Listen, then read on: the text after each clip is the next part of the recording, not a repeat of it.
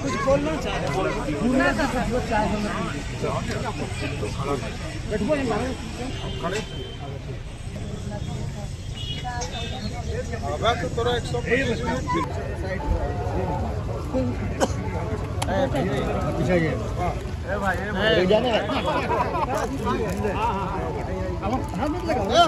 आराम सा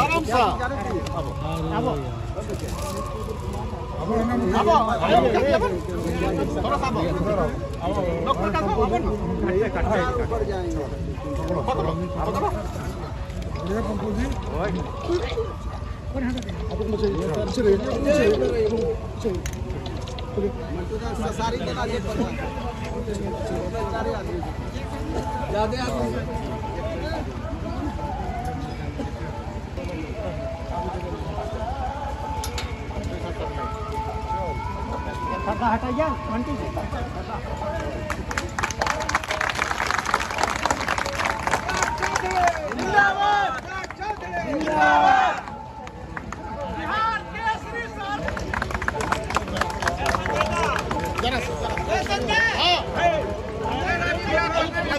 विधायक जी भैया कैमरा दिखा लेने चलिए घर को जाने दीजिए घर ले जाना है इनको बताइए क्या कैसे वहाँ है क्या सम्राट चौधरी इसके ऊपर आगे बढ़ो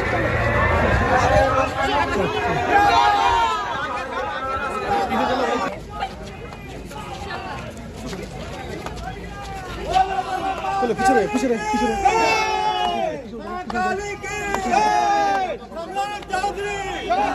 सम्राट चौधरी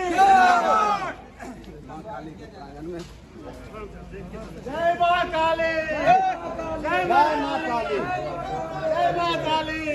उधर सबको नहीं जाना है भाई।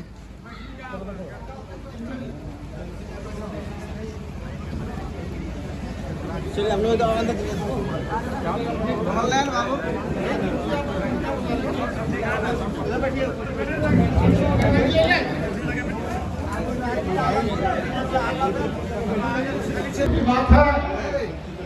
बिहार के प्रथम मुख्यमंत्री प्रतिमा का आज अनावरण बिहार सरकार के मुंगेर विधायक कुमार प्रणील जी सामने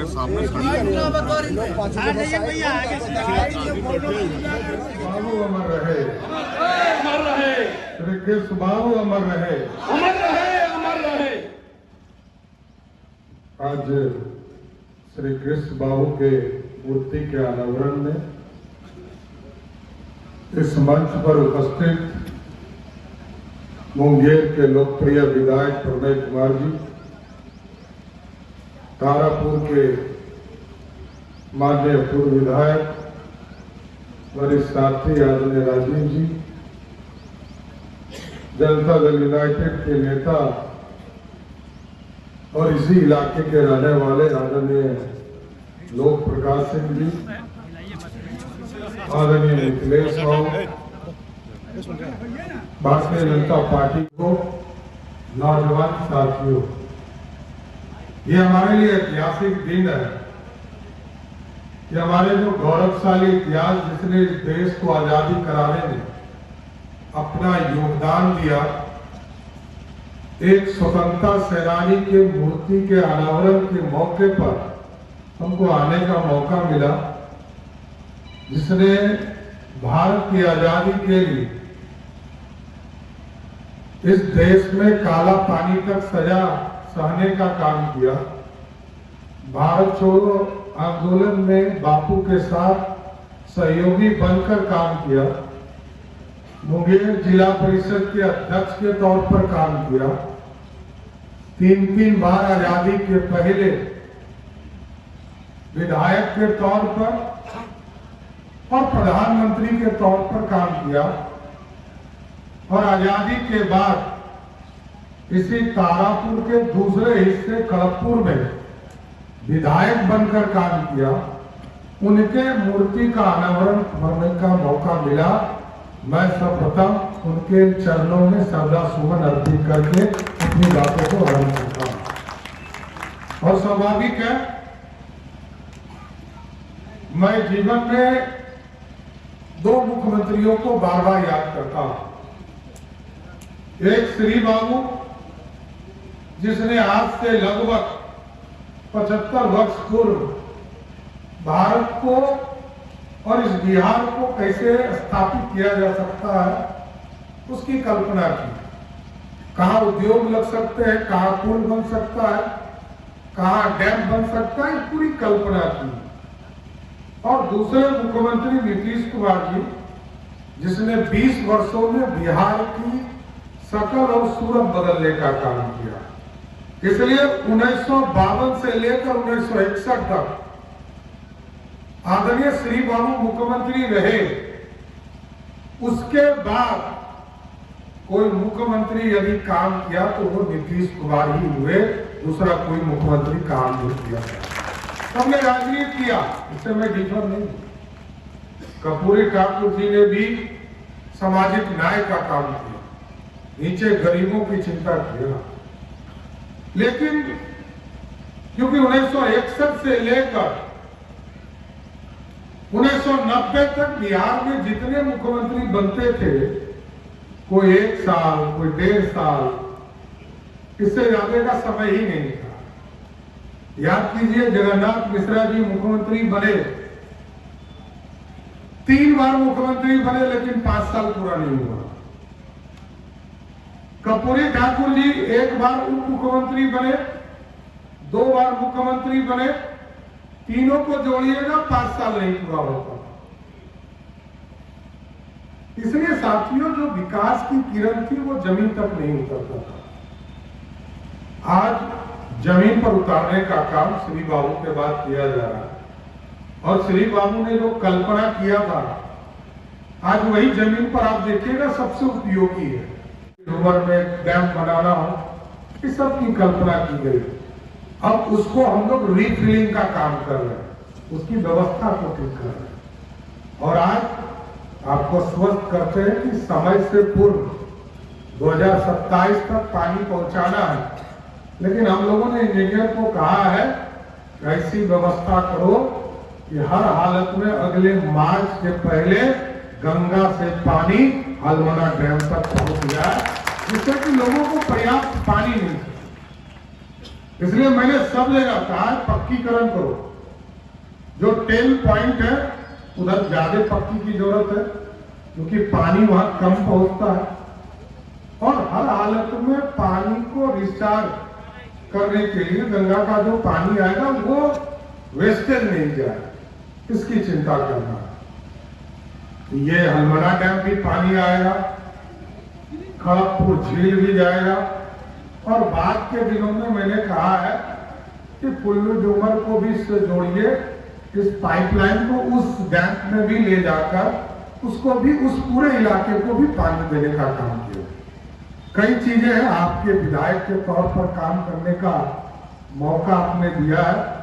और इसलिए मैं बहुत समय तो नहीं दे पाता हूं आपके बीच में, लेकिन जब आता हूं तो प्रयास करता हूं कि आपकी बातों को सुनूं, आपकी चिंता करूं। आपके बीच में जो काम बचे हैं, राजीव जी ने, उसके पहले मेवालाल चौधरी जी ने, मेरे पिताजी ने, कई लोगों ने यहाँ काम किए। जिन लोगों का जो काम छूटा है या बचा है, वो सारे काम पूरा करने का प्रयास कर रहा हूं। इतना जरूर आश्वस्त करता हूं आपको। कई चीजें अभी होने भी है।